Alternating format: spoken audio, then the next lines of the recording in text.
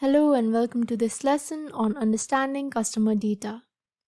Customer analytics is performed on customer-related data. It involves measuring actions and behaviors of customers with the help of actual data values and not through assumptions.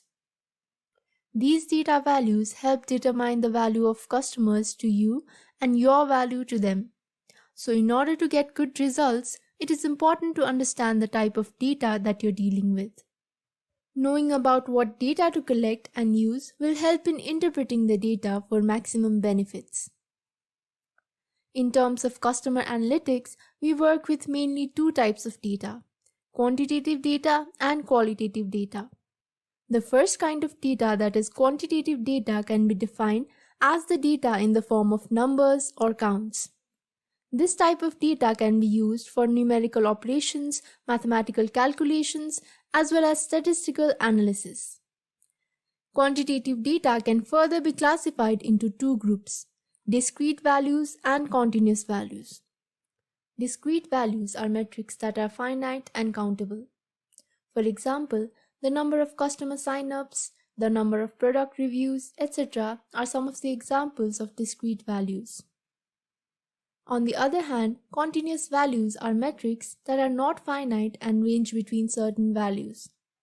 For example, the time taken by a customer to check out after adding to cart is an example of continuous value, which can be around 4.56 seconds and so on.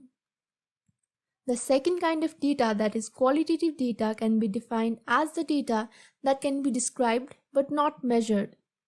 It can be observed and recorded and is non-numerical in nature.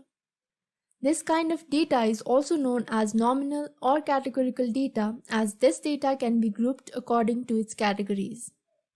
For instance, product reviews given by customers, which may be good, bad, neutral, is an example of qualitative data. Qualitative data helps bridge the gap between insights recorded from a quantitative analysis.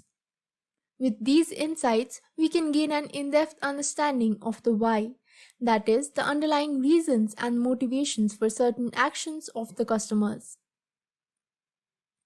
For example, let's say a customer gives a 5-star rating, which is a quantitative data, to a product along with a descriptive review, which is a qualitative data.